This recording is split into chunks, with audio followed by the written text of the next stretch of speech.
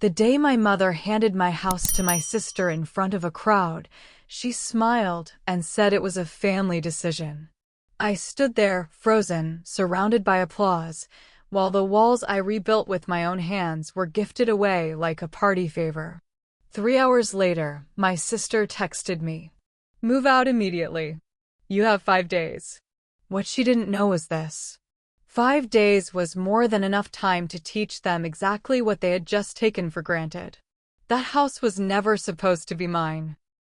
At least, that's what they liked to remind me. It was an old, neglected place my parents bought years ago and abandoned halfway through renovations. When they offered it to me, it came with conditions wrapped in generosity. "You can live there," my mother said, "but don't forget it's still family property." I didn't argue. I needed somewhere to start over. The place was barely habitable when I moved in. Cracked walls, failing pipes, electrical wiring that sparked if you looked at it wrong. It smelled like damp wood and old dust. So I fixed it. Slowly. Painfully. I poured $50,000 into that house, my savings, my overtime pay, my weekends. I refinished floors, replaced plumbing, rewired the entire place, landscaped the yard. I didn't do cosmetic fixes. I did structural work. The kind that lasts.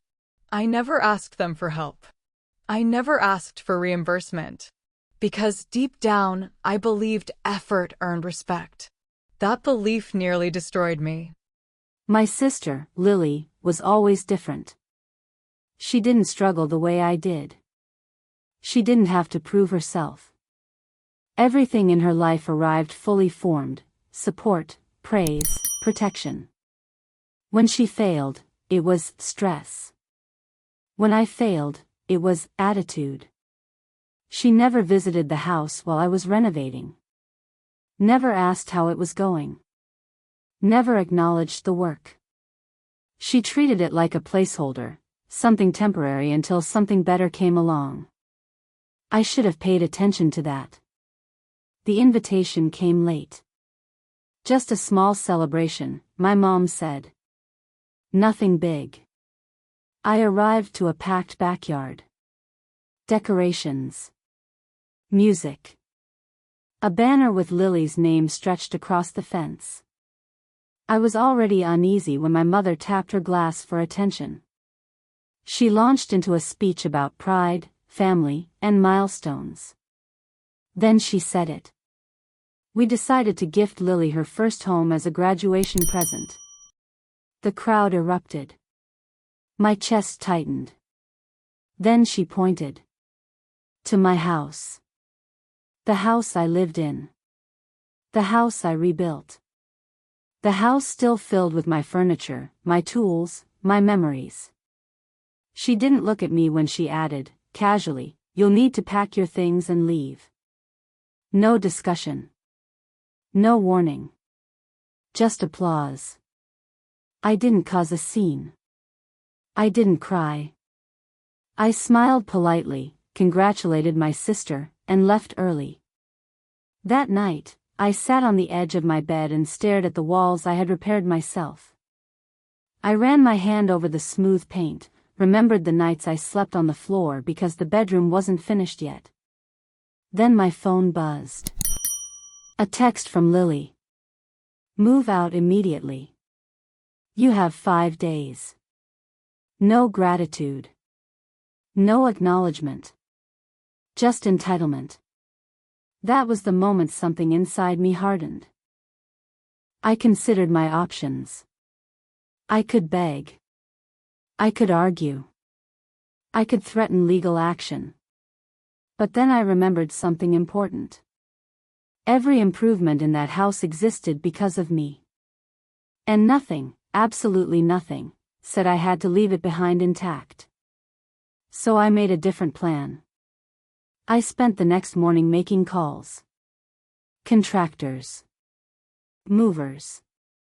Salvage specialists. I hired a crew quietly. Paid up front.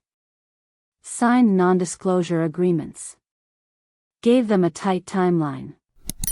I didn't tell my parents. I didn't tell my sister.